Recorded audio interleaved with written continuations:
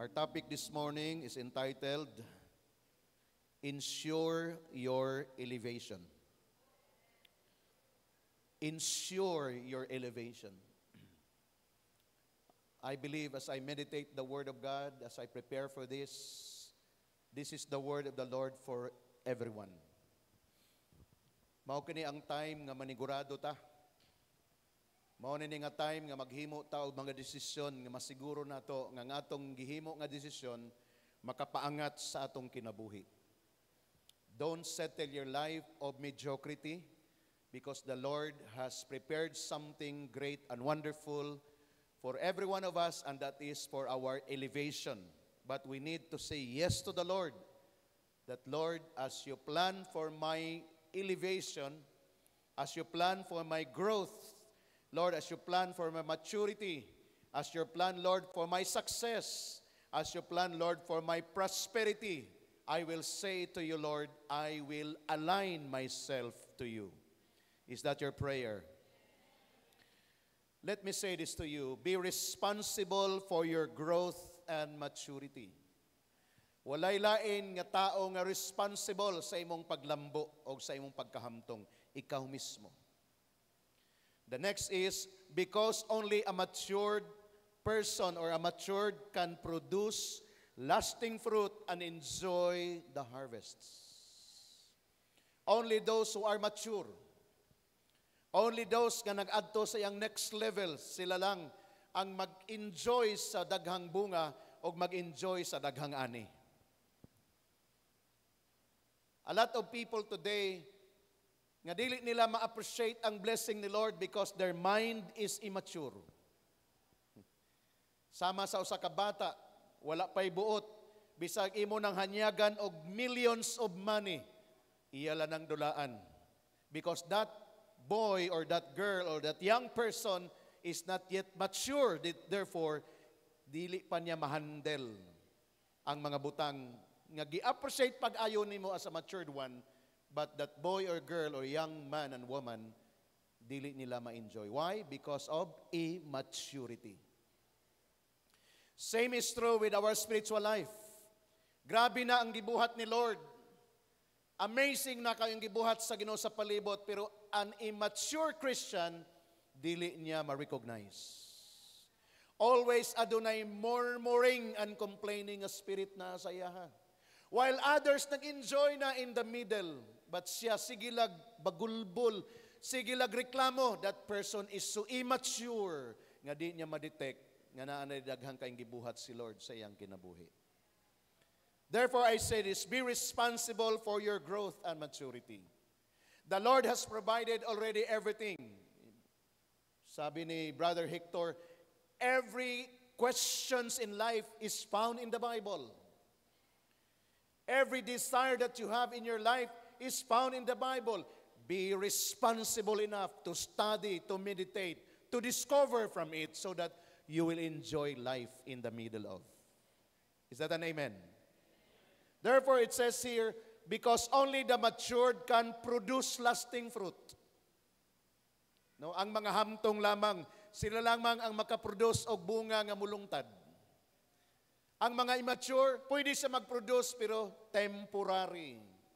Matingala ka, nagmabinungaho naman pero nga nung ni kunhod man, ni atras man, because that person, wala niya na-maintain ang iyang pagiging mature going up to the next level. So much kang harvests. No? Dili ma-handle sa usa ka immature person ang harvest, dili niya ma-handle. Pwede niya usik-usikan. Pwede niya pasagdan na lang. Pwede niya nga abusuhan. Why? That person don't yet have the mind of a mature person. This morning, I discovered one verse in the Bible that God Himself has invited John the Beloved. Doon ay special nga invitation nga gihatag niya kay John, his disciple. John the Beloved, one of the closest disciple of the Lord Jesus Christ. Revelation chapter 4, verse 1. This is the invitation. Then I looked, I saw a door standing open in heaven. And the same voice I had heard before spoke to me like a trumpet blast. And what is that word? The voice said, "Come up here." Say the word, "Come up here." Why? There's something nga doon ay invitation. Because ingon siya, "Come up here and I will show you what must happen after this." When the Lord ministered to me this verse, nag-create sa akong heart. Ingon ako, Lord, only those who have heard and only those who have responded to the call, sila lamang ang makakita, kay naa kay ipakita.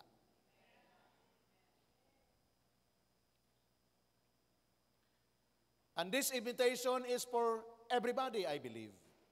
But only those nga mo say, "Yes, Lord, I will come up there." Unsa man day ang naa didto, the Lord will show. But you cannot see it, dili nimo makita until dili ka musaka. Kaya kung magpabilin ka sa imong level, others nag-enjoy na, ikaw nagbagulbol. Others excited na, mayon ka unsa di ay. Because those people nga naging excited, nag-heed sila sa invitation to come up here. And this is the call sa atong journey igsoon. Pwede pantay ta karon diha nga nagalingkod, pero it is the Lord who sees the heart, the condition, kung kinsa kadtong nagatubag o nagarespond sa iyang tawag to become mature and to become a person na pagagamiton ni Lord. That's why this invitation is very important. Og nahibalot ta sa story, this is John the Beloved, nga iyang gisulat ang the rest of the book of Revelation because John the Beloved nag-respond siya when God said, "Come up here and I will show you something." Og kini kasagaran gyud nga makita nato sa atong palibot karon. Nga dunay distinction, dunay difference. Pariha nga born again, pero lahi lagi ni glihok, kini lahi po ni siya glihok. Pariha sila nga nag-journey, nag-discipleship, lahi lagi ni agi, lahi po ni siya taras. Pariha manunta sila. There is something for the personal invitation. There is something sa imong secret place. Sabay ta nga nagsimba, yes, praise God. Hundreds, 200s ta din hikapin. Pero naay mo show up sa ato in the middle of this because that person iyang gisiguro ang iyang secret place, secret time in the presence of the Lord. That will make you distinct. Pariha nga born again Christian, pariha nga disciple, lahi lagi ni mag-respond pag nay problema. Kini lahi pod siya. Pariha nga couple nga nag-serve kay Lord, born again nga couple, lahi lagi sila mag-away, kinilahi pod. Unsay diferensya? It's a matter of your receiving when God invited you, "Come up here and I will show you something." It's my prayer this morning na mag-desire ta niini. Mangandoy ta niining kining tawag ni Lord. Lord, gusto ko muadto sa next level. Lord, gikapoy nami nga maura ni kanunay among situation. Lord, kapoy na.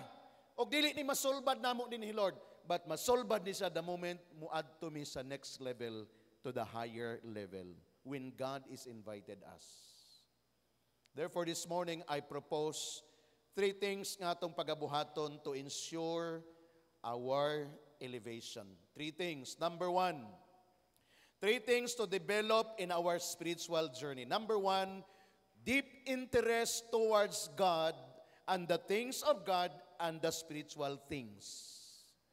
As if murag redundant siya nga word, pero that is to make emphasis. I will make emphasis on those things. Aron masiguro nimo ang imong pag-elevate. Aron masiguro nimo nga naga-journey ka into maturity. Aron masiguro nimo nga dili ka mag-remain sa imong dating nga situation, but moadto ka sa next higher level nimo kay Lord. Number 1 yung pagabuhaton, magkaroon kag deep interest toward God. Deep interest, lalom nga pagkagana nga pagtinguha nimo sa Dios. O dili lang ang Dios, the things of God ang mga butang nga iyaha sa Dios and the spiritual things. Dapat magkainteresado ka. Og mao ni ang mag-make sa imong difference. Pag maghisgot na gani sa Ginoo, interested ka, excited ka. Pag devotional ang isgutan, excited ka nga magbuntag mo na nga sayo pa sa gabi, mutulog na ka, nganong mutulog man kag sayo, excited ko ugma, things of God and the presence of God. When your leader calls you for cell group, dapat excited ka nga naman, that is things of God. When Sunday celebration came, excited ka because again, this is your spiritual journey to elevate your soul in the Lord. Kung itry na to pag-evaluate, magiging honest sa itong kagalingon, are you really excited for Sunday's celebration? Kaba mo, ang uban dili excited eh. Kaya kung makabati ka nga dili ka excited, something is wrong, i-fight ni mo na, mag-develop ka, deep interest ni mo kay Lord. Kung na mga mentoring, na mga training, dapat excited ka. Ma-arrange ni mo imong schedule nga man. Gusto ni mo ma-develop ang imong deep interest of God to ensure your elevation. Ayaw gyud pagkumpiyansa. Kaya ang demonyo, grabe siya, hari ng mga deceive. Hari ng sablay, siya na. Walay lain siyang gitinguha sa imo, mawala ang imong interest sa mga butang sa Ginoo. Ang mission sa demonyo sa imo, nga di nakaganahan mag-ampo, di nakaganahan magbasag Bible, ang imong pagadtog simbahan, paganagana na lang, kana ang target sa enemy nga mawala nimo. And the moment maminaw ka ni ana, you'll beginning to decline. Ma-differentiate mo na exoon sa imong excitement sa imong heart. That's why na mga practical things nga atong ginasuggest aron makadevelop ta nini mga butanga. Develop the inner man, the prayer life, devotional life. Keep on loving the house of God. Can I hear an amen to that? Kinsay mag-develop nini, ikaw mismo, be responsible.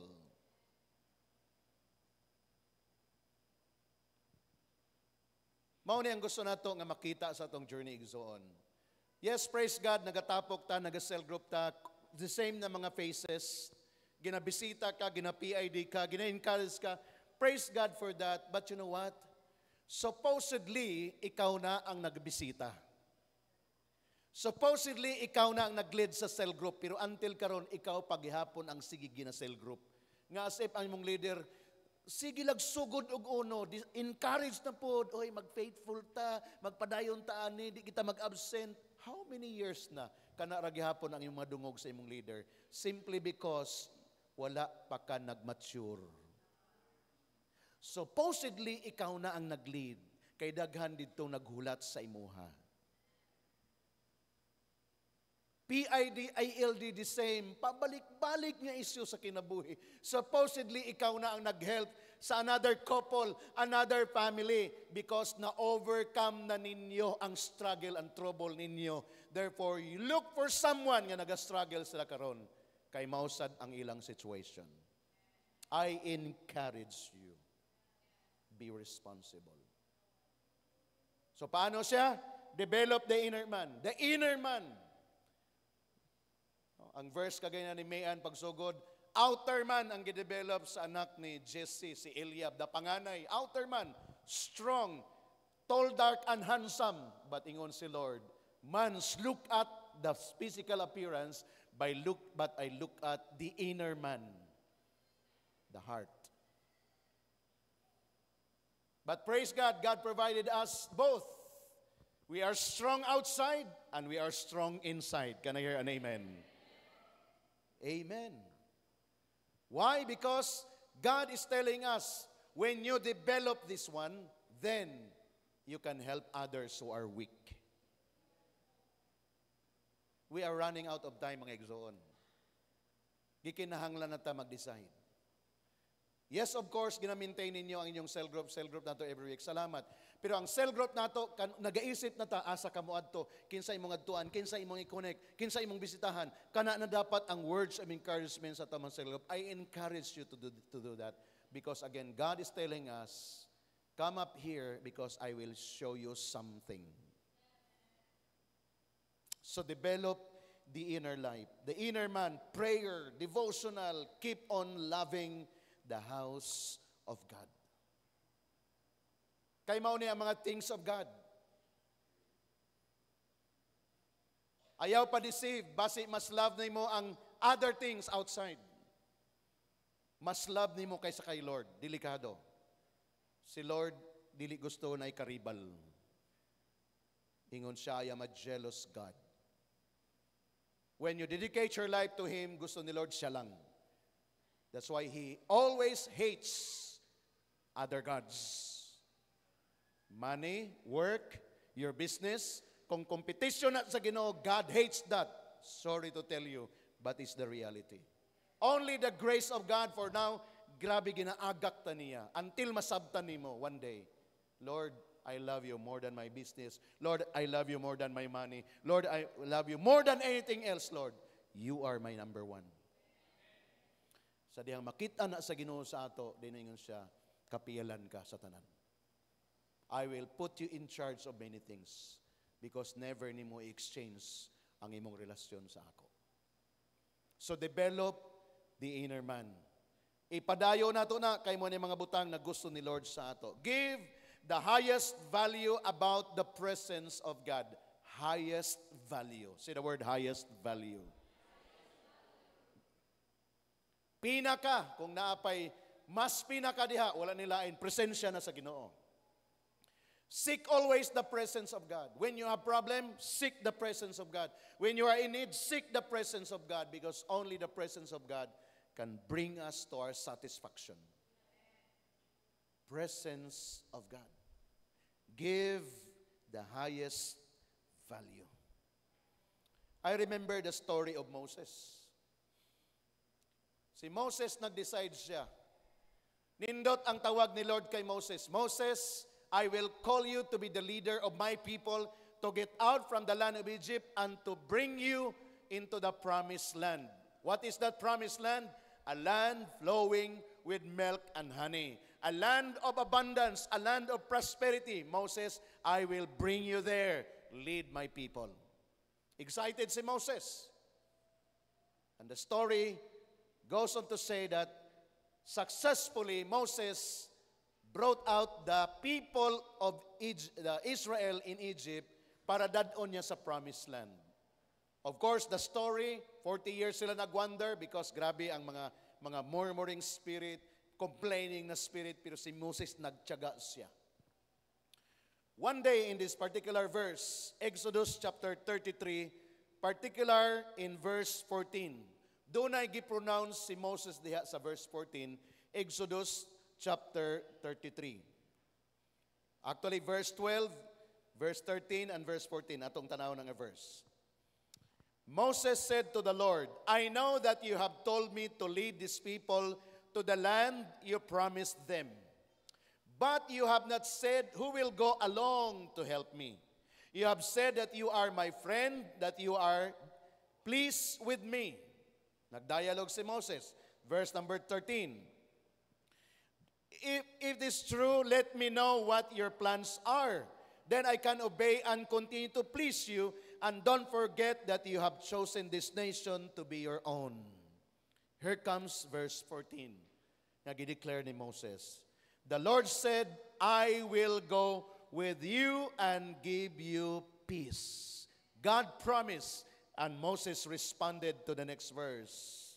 Ingon si Moses. Then Moses replied, ready, one to declare, if you are going with us, please don't make us leave this place.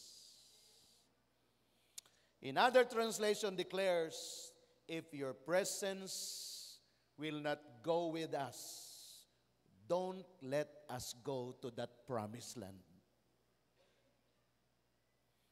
Kaya ni Moses i-exchange, ibaylo ang kanindot sa kinabuhi sa land of promise kaysa presensya sa Diyos. Nindot ang saad, Moses, abundant life, nindot na kinabuhi. Dato ka dito, kamo ang manguna nito and everything. Pringon si Moses, Ginoo, kung ang imong presensya, dili mo kuyog namo, forget about that promise. Something ginatel ni Lord sa anto today. Unsa bagay mas importante sa imo? Base for sometimes na biktima ta nga, bahalag way Ginoo, basta kay kwartahan. Bahalag di ka simba, basta kay makakwarta ko karong adlaw. Igsoon, I warn you. Yes, wala ka gipasagdan ni Lord, kay grabe ang grasya sa Ginoo, but don't wait. Ayaw paghulat that one day,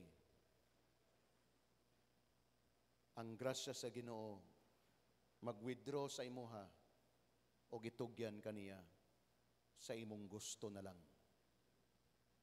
Be like Moses. Lisod ang ilang kinabuhi sa wilderness. Naghulat lang sila milagro dito. Naapay mga tao nga sigbagulbol na sige reklamo. And yet Moses said, Lord, mag-unsa man mi dito sa promised land kung ang imong presensya dili mo kuyog namo.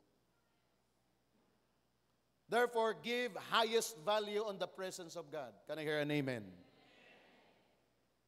Pwede gani ka mag-pray nga, Lord, ayaw ko padatua Ginoo kung di man lang ko nimo ubanon. Kay madisgrasya ra gihapon ko, Lord. Ayaw ko dadaan ang mga lugar na akong gipangandoy pero wala ka dito, Lord. Ayaw na lang, Lord. What really values us is the presence of God.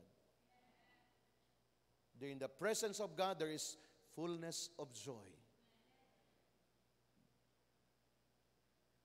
Dili gauge nimo nga kwartahan ka para ma-prove nga anak ka sa Diyos o na ka sa presensya sa Ginoo. There will come a time nga empty ka, pero ang imong heart, grabe ka dato. And God is just waiting for you, that your heart is right.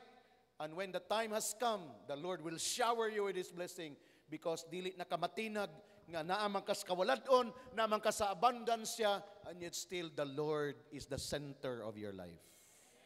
That's my prayer for every one of us. Ayaw himo ang gauge nga, Lord, mag-faithful lang gid mi sa imo, Lord, kung daghan na mig kwarta. Lord, kung matagbo ning tanan, Lord, mag-faithful na mi sa imo. That is a wrong prayer. Because what really matter for us today is about the presence of God. Do not just seek the blessing, but seek the source of the blessing. That will be the cry of our heart as we enjoy this journey in life.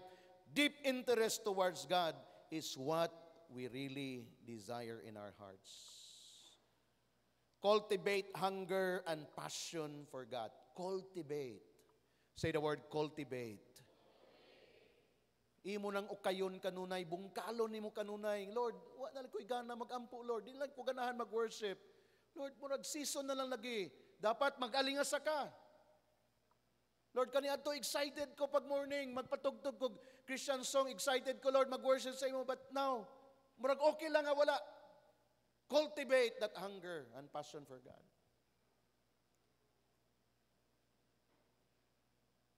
Don't be deceived. Ayaw pagpalingla. Kay lingawon giganing kalibutan nga as if everything is okay. Napay mga suggestion nga ayaw kay pagpasubra. Oy, grabe ayaw kay pagsubsob sa Ginoo, maglampas kag langit.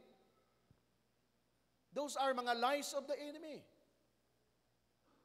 While others are so relaxed, tanawa nga mong kinabuhi, wala na mo gilisod-lisod.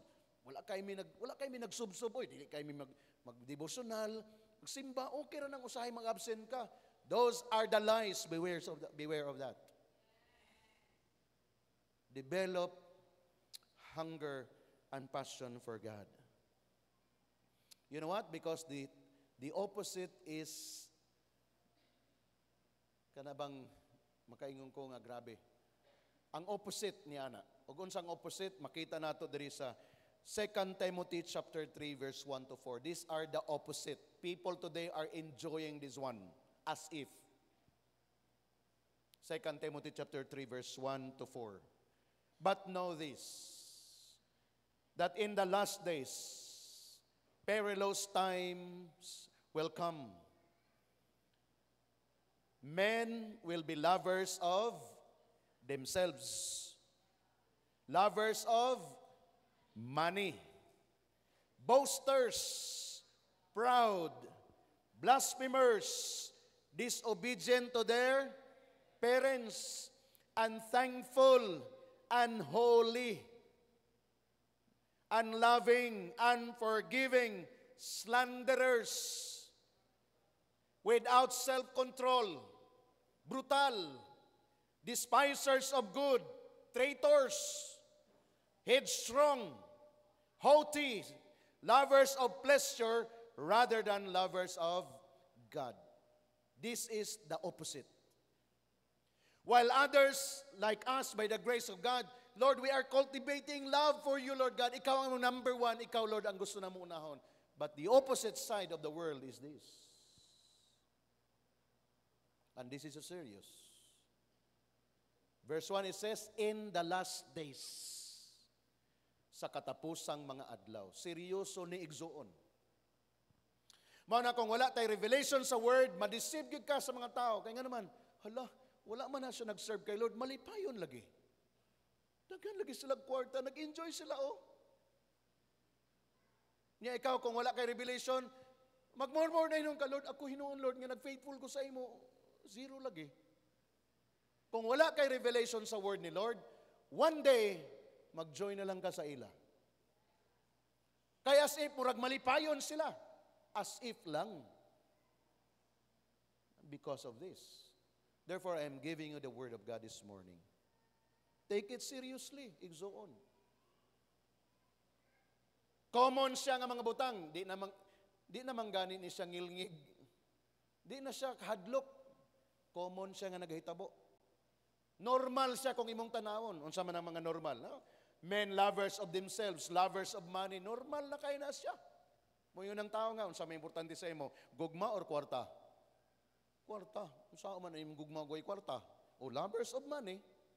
Normal lang siya. As if, sakto imong desisyon. Wise ka. Kaya gipili mo ang kwarta. Wise. Grabe, gi-awardan pa. Unsa pa isunod? Lovers, boasters, grabe, proud, blasphemers. Kining akong naangkon, akong pagpaningkamot ni. Grabe, blasphemer ang tawag ni Ana. Don't recognize the source. Disobedient to the parents. O, mga anak. Kitang tanan, mga anak ta diri. Kay tanan-tan natay ginikanan. Unsa ang gauge sa imong pag-obey sa imong parents? Of course, na-value sa Bible, it says, children, obey your parents in the Lord. That is our gauge. Obey your parents in the Lord. So therefore, we need to practice being obedient to our parent. Honor them. Unthankful and holy. Grabe, uso kayo ni karon unthankful. Imong gitagaan, feeling niya, I am entitled to this. Wala man lang, thank you. Salamat kaayo. Kay feeling niya, entitled siya nga magdawat, kaya dili siya kinahanglan magpasalamat. Gipaningkamutan ko ni. O kasagaran na gahitabo, kamo mga workers sa mga company. Grateful ba mo nga nagasweldo mo? Namba mo'y time nga mo ingon sa inyong amo nga nagpasweldo, salamat gyud kaayo sa inyong gihatag nga sweldo. Mga trabante, ganun, pasalamat man ko, gitrabahuan ko man eh. Diya, mga ginagmay nga butang, pag di ni mo ma-practice, pati sa Ginoo, dili na ka mag-live a life of thanksgiving. Pag mata ni mo sa buntag, pasalamat man ko, nga bisag dili ko mangayo sa Ginoo, naamang gining buntag. Bisag di na kumampo, nga Ginoo, unta, ugma, buntag na Ginoo, mubuntag man gyud. Pero what will make you heart of thanksgiving? When you honor the Creator God. And find yourself, Lord, I am so blessed this morning for giving me this another day. Thank you, Lord. Pagka na-develop sa ato, life of thanksgiving, wherever you are, wherever you go, ang pagpasalamat mag-flow lang sa imo. because mao ni ang gusto ni Lord nga ma-develop sa ato. Kining word na unholy. Harsh na kay mga tao karon. Ikaw mo nakakita niya na. Kamo nakasayod niya na. Nakita nato na sa tong palibot. But this morning, God is reminding us. But for the sake of emphasis, verse number 2. Sige. Verse number 3, unloving, unforgiving, slanderers, without self-control. In the name of Jesus, we will topple down this spirit. Brutal, despisers of good, na dili mag-appreciate sa mga maayo. Mas gi-appreciate ang mga dili maayo. Kita mo na mga bata, biktima ta usahay mga ginikanan, ha? Paghimo ganig mga kababalaghaning mga anak, gi-appreciate. Uy, grabe. Grabe gining akong bugoy, oh. Grabe. Ang anak ni mo gihinganlan mong bugoy. Inig kadako ana ayaw gipamulong mo na. Gi ka na powerful nga word sa ginikanan. Proud kayong ginikanan kanay anak nga bugoy.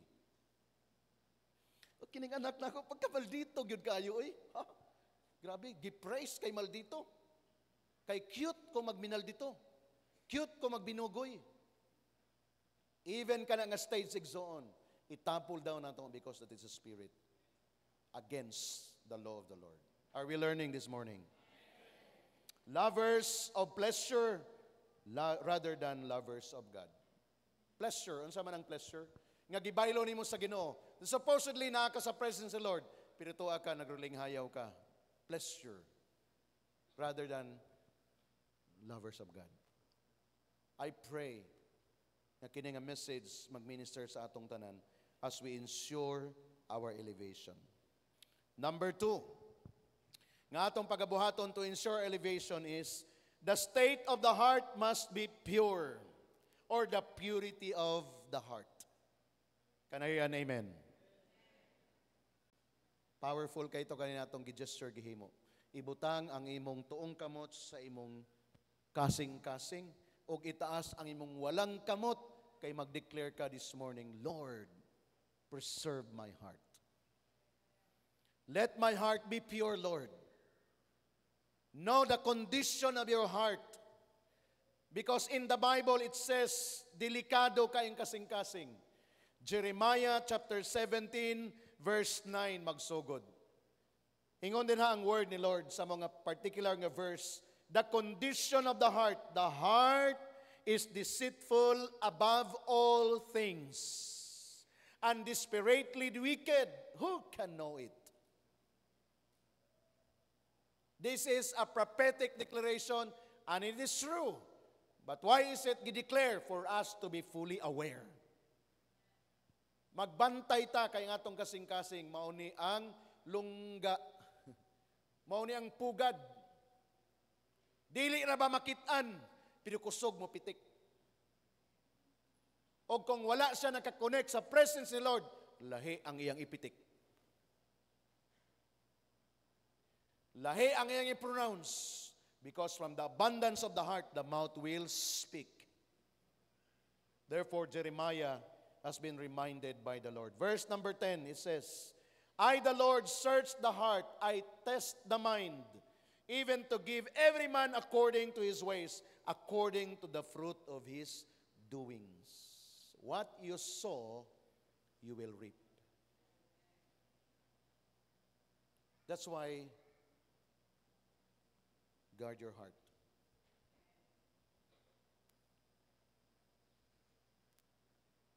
Center ni sa atong life ang atong kasing-kasing. Kung dili nato ni madedicate kay Lord, delikado kay ni. Kung dili nato ni everyday nga i-offer back kay Lord ang atong heart, in just a seconds or in a minute, mulihis ni siya. Mangita ni siya ihang gusto lang. Nga kunuhay, quote-unquote, masatisfy siya. Pero at the end, you will suffer loss. This is a warning for all of us. The only safeguard nga atong mahimo every day to make sure that our heart is connected to God is when you dedicate precious time with Him during your devotional time. That includes your heart. Lord, I dedicate to you my heart. Lord, whatever my heart beats, Lord, it's the beating from your word, Lord. Ug mao nay pinaka-peaceful igsoon nga life. Pinaka-malinaw na kinabuhi igsoon. Pag imo ganing patuyangan lang unsa imong gibati, magdepende ka lang sa imong gibati, delikado gyud. One day, do na gyud kay gibati o do na gyud kay bation. O kanang imong pagabation one day, basig, dili ka na maka-recover. But this morning, God is telling us, we really need to make our heart pure before the Lord. Psalm 24, verse 3, verse 4. Morning gingon sa verse, who may ascend into the hill of the Lord? Or who may stand in His holy place? Nay criteria si Lord eh.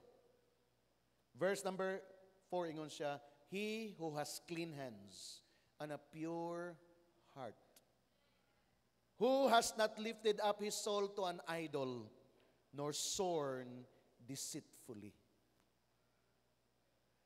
Who may ascend? Kinsa may makaduol sa presence ni Lord? Kinsa may pagadawaton per se ni Lord? Ingon siya, those who has clean hands and a pure heart. Who did not lifted up his soul to an idol? Meaning, walay laing Diyos nga gi-consider. Kung imong tanawon gyud igsoon, grabe ang criteria ni Lord sa yang word. Pero nganong wala man ta gi-consume ni Lord nga kitang tanan na fail man ta, kitang tanan na sayop man ta, kitang tanan nag-imo man tag dautan, nganong wala man ta gi-consume ni Lord because of His unfailing love. Because of His grace. Because until now, we have this opportunity to listen to His word. Unya, atong ayuso ng atong kinabuhi so that one day, those who will come to the Lord, ingon si Lord, come, let us tarry together. I will cleanse you. I will purify you because you have that desire. So to ensure our elevation, we need always to check the state of the heart. Doon ay story din sa 2 Kings chapter 4.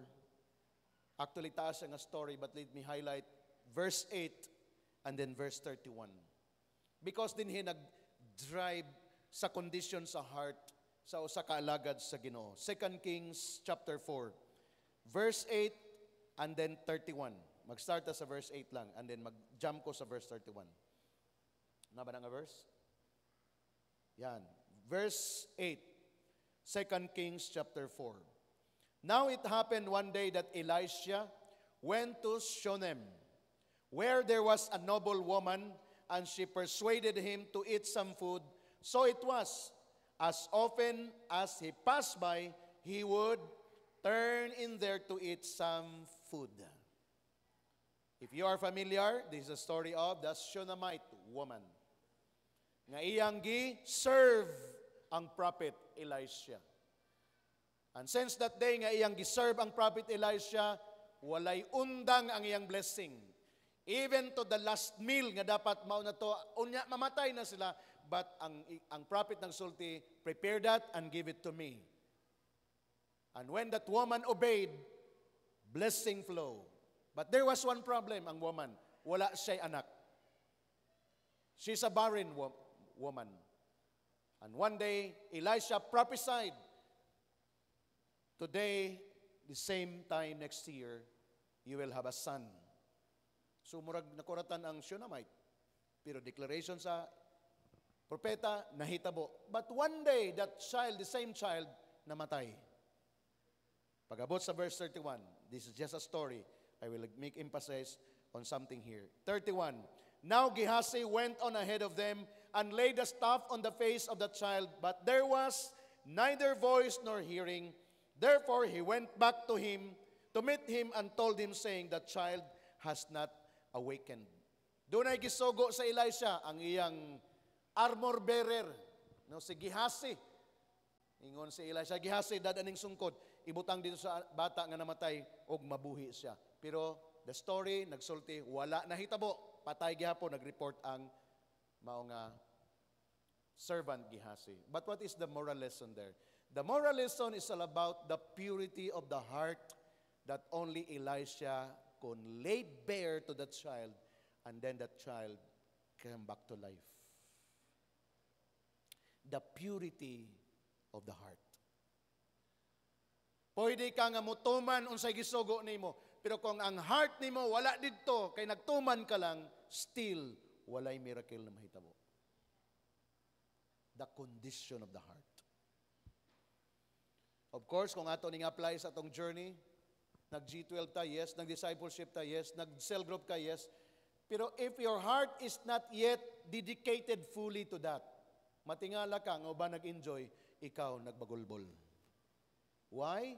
Your heart is not yet there. Okay lang sa pagsugod. No, kaya natay word ganyan, sabi ni Brother Hector, grabe, nagtiyaga talaga sinuli sa akin.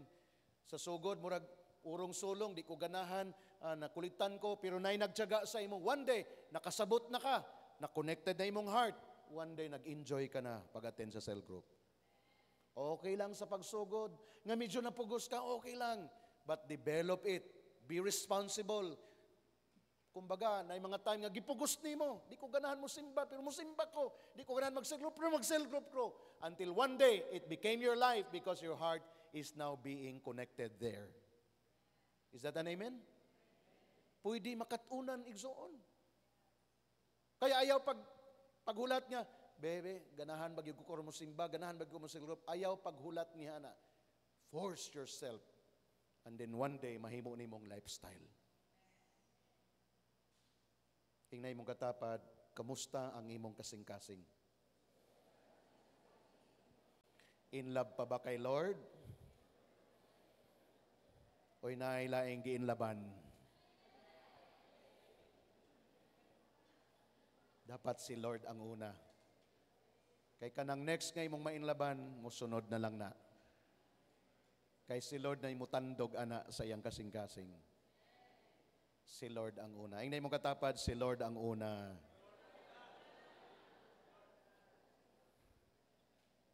The safest position of the heart is a life behind the cross. Mao ni ang pinaka-safe nga position. A heart behind the cross. Meaning, ang tanan nga itong gibuhat, reflection on the cross. Pinaka-safe. Dili ka maka-forgive, tago ka sa likod sa cross. Dili ka makasulti o mga nindot na mga pulong kay nasuko ka, tago behind the cross. Og ang mugawas, resulta because nagtago ka behind the cross. Kasagari nga nung naikagubot, di man ta mo tago sa cross. Ang cross ato mang taguan. Nabali. Way Ginoo karon. Dato na gitaguan ang cross. Praise the Lord, praise the Lord. Magkaguliyang ta, to ana gitaguan. Hingnay mong katapad ayaw pag-ingana.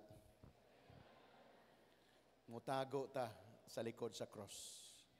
Kay kung kita ragyoy magbuot-buhot ani, gubot gyud ang atong kinabuhi. Makasulti to mga maot nga pulong, unya ang ending, sorry.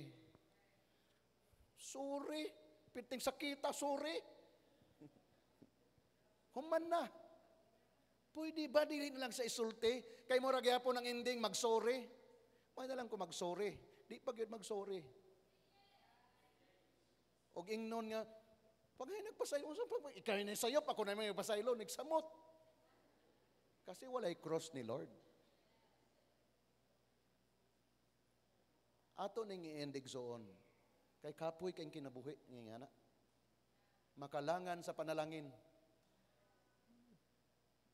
Kay imagine mo ni anang gisugo na sa Ginoo ang anghel kay muhatod ng panalangin niya, hapit na sa imong balay, nadungog mo sa anghel na nag-away mo. Nagbitbit na siya panalangin bagikan sa heaven kay gisugo na sa ni Lord.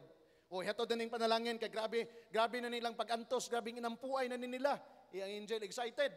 Pag doon na sa imong balay, nakadungog ang angel, nagkaguliyang man silang duha.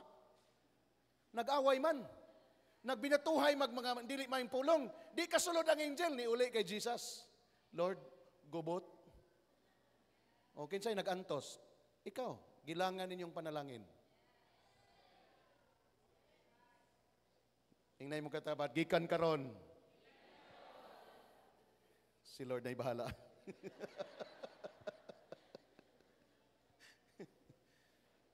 Igsoon, na'y solusyon kay Lord. Know the state of your heart. The third and the last, embrace proper mentorship and guidance. To ensure your elevation, embrace proper mentorship. Kung dunay mga person nga nagaduol sa inyo, labi na leader nimo, pastor nimo, nagahatag sila mga words of encouragement, nagahatag og instruction, all you need to do is to embrace them. Kay gihaguan na nila nga magbisita sa inyo.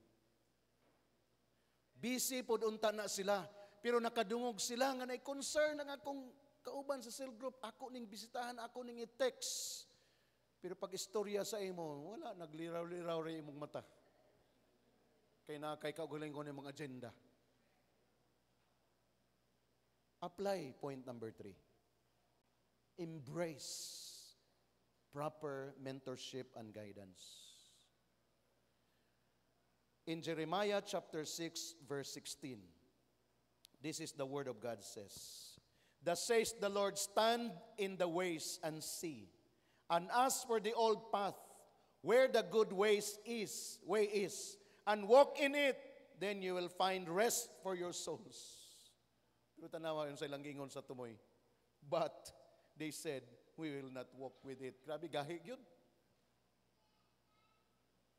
But I will not emphasize the last line. I will emphasize the first advice. Ask for the old path, meaning situation around us.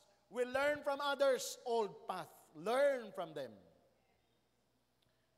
Nakahibaw na kaunsay may tabo sa pamilya nga gubot. Learn from them. Nakaibaw na ka pag ang managtiayon di magkasinabot. Gubot yun ang balay. Learn from them. By the grace of God, I learn as a young pastor. I learn. Kinsa akong gilearn? Ang mga old pastors nga nag-una sa ako, I learn from them. I don't need nga magkaagi pa sa ilang agian because through their experience, I learn. I study several mga old pastors. Lord, grabe ka faithful ni, grabe ni magwali, sikat kay ni kaniadto. Lord, what happened? And I study, I pray, gi-reveal ni Lord, these are the things nga wala nila nabuhat. Don't copy it. Do what I said. Learn from them. Diri sa atong journey, mga young couple, you are so blessed. Kung kamo kay balo lang maniid, kay balo lang mo muadto sa mga people nga nag-una sa inyo, mangutana mo unsay sekreto, malipayon ang kinabuhi, learn from them. Kay mga couple nga naadre, rabi na mga primary leaders, grabe po ni sila gagyan, lalis pa imo, grabing mga words ng gawas kaniadto. They learn and now nag-enjoy sila. Young couple, learn from them. Kinanglan pagidiay nga mag-agisad mo ni ana, nga magsininghagay, magbinanghagay, o magsultihay og mga pulo nga hait kayo sama sa kutsilyo og blade. And then masakitan na. Learn. So embrace proper mentoring and guidance. Embrace it. Lisod siya kay wa ka naanad, kay gusto lagi nimo ipagawas imong gusto. Pero learn unsa may imong dangtanan sa unahan kung di ka magkaton. Same struggle, trouble. But when you embrace proper mentorship and guidance, dunay assurance sa imong life that mag-enjoy ka for the rest of your life. Don't wait nga maidaran ka na para ma-enjoy ka. Don't wait. Even as a young, newlywed couple, pwede mo mag-enjoy for the rest of your life as you learn from those of old. Amen? Wise na siya nga desisyon. Ako usahay, nag-wonder ko aning kasal. Pagkasal, perting daghan nagninong og ninang. Pero human sa kasal, wa naging ninong og ninang. Kaya ang mga couple po nga bagong kinasal, di po na sila musuroy sila mga ninong og ninang, maminaw ba mag-learn, ninong, ninang, unsa man yung i-advise sa amo sa among journey karon bago pa may nagminyo. Seldom kay nga na yang couple nga mao nilang buhaton sa ilang mga ninang og ninong. Og seldom po sa mga ninong nga moingon ang madkayon, "Hoy, bistahan nato atong inanak. Atong pangutan-on. Kung nagkaon pa ba ni sila tulo ka beses sa kaadlaw?"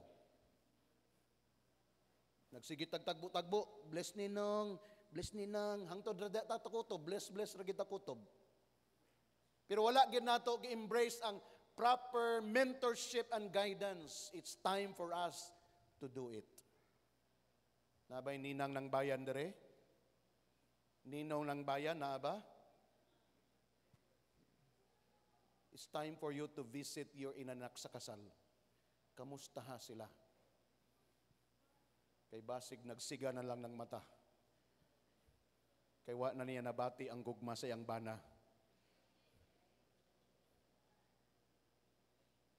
Mentorship and guidance is very important. Practical, do it practically. Wala untay ma-broken nga relationship sa husband and wife kung naay mga ninong og ninang nga magpakabana sa ilang mga inanak sa kasal. Kaya gina-highlight nato sa kasal, regalo. Tanawa mga ninong-ninang, pagkuhaon gani ka ninong og ninang, unsa dayon una mo sulod sa imong una-una? Regalo. Maglalis ko ng husband and wife, ngadto ta kasal, pagpalit og regalo. Regalo lagi kay mininong biyata. Mo'y gilalisan ang regalo. Nag-decide ang sawang mo, "Hey, nganong mabana ka baratuhon ba ni ana?" Regalo gyapon mi gilalisan. Wala ba sila nagisgot unsa atong matabang sa atong inanak? Human sa kasal, asa nato sila dadon? I-date nato sila, tagahan nato sila guidance, i-pray nato sila. These are the things igsoon, I believe this morning God is talking to us. Amen? Amen? Because if you are not helped, you will not get there. This is mentorship and guidance. Kung walay mo tabang nimo, di ka kaabot dito. Ayaw gyud pag angko na nga bisag way mo tabang nako, kaya nako abton dito. No, that is pride. Always ask for help.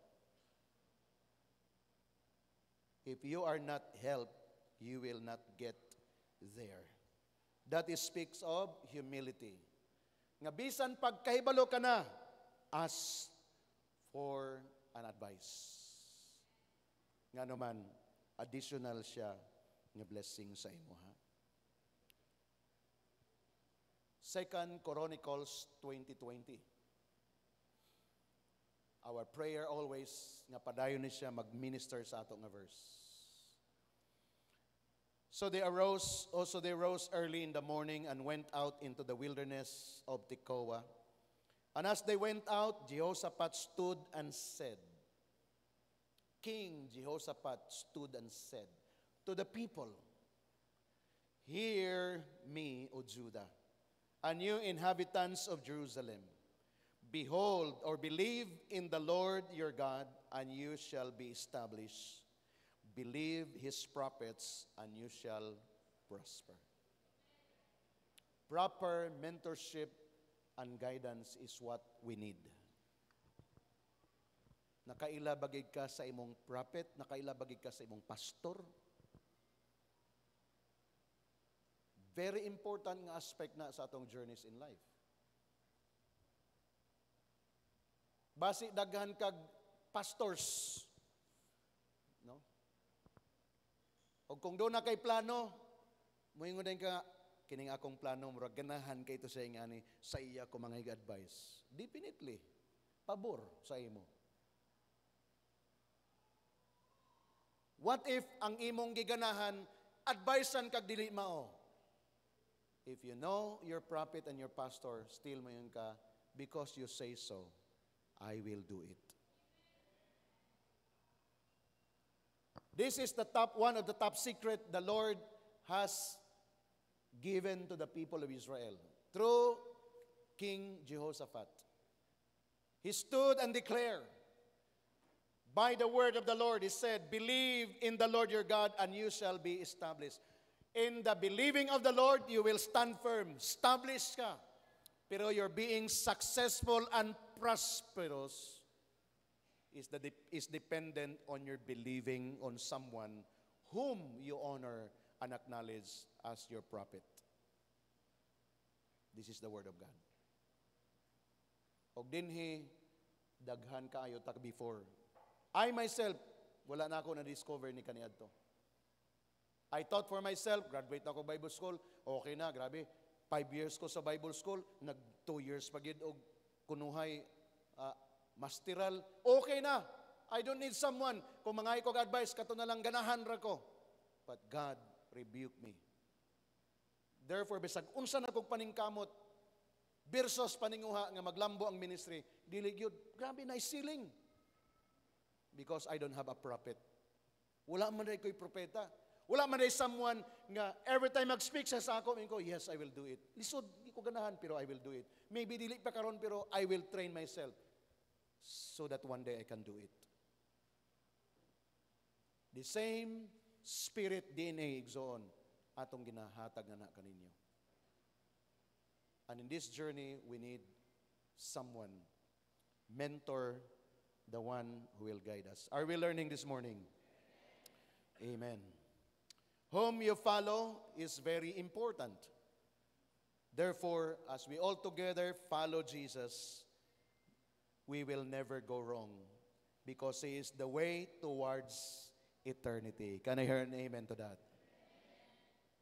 This is the safest journey that we have because we believe that the Word of God is our life's manual.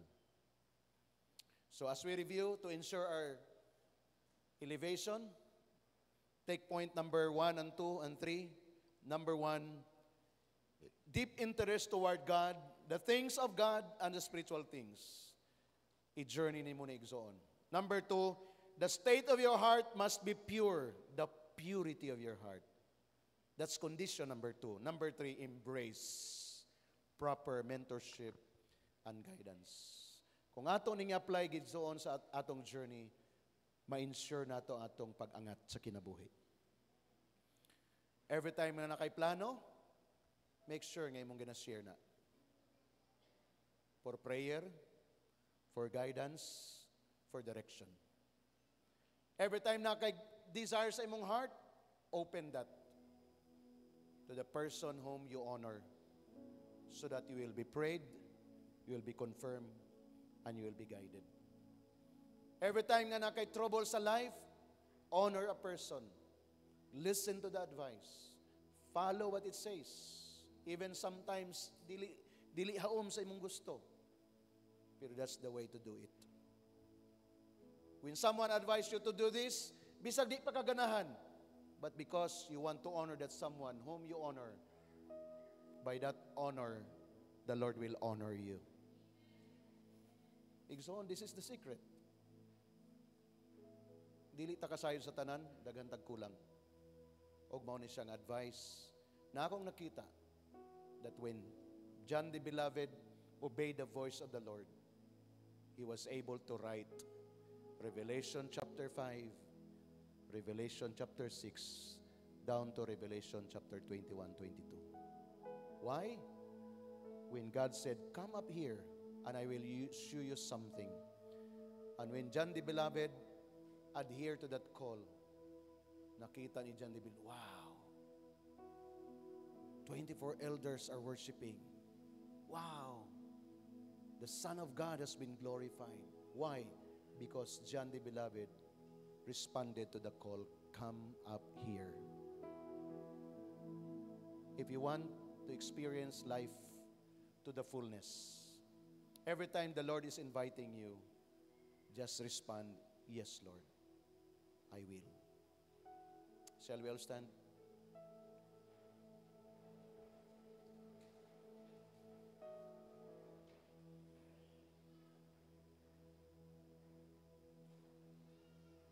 Bow down your head and close your eyes. And continue to meditate the presence of God right now.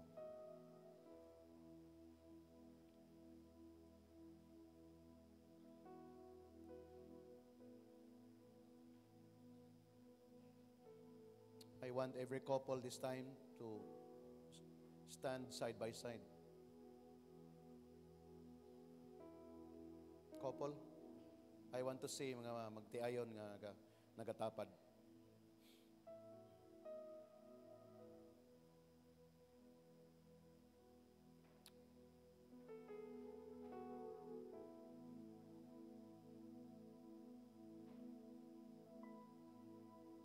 Bow down your head and close your eyes. I firmly believe nga kung naibuhaton si Lord in our midst today, mag-start yun sa family.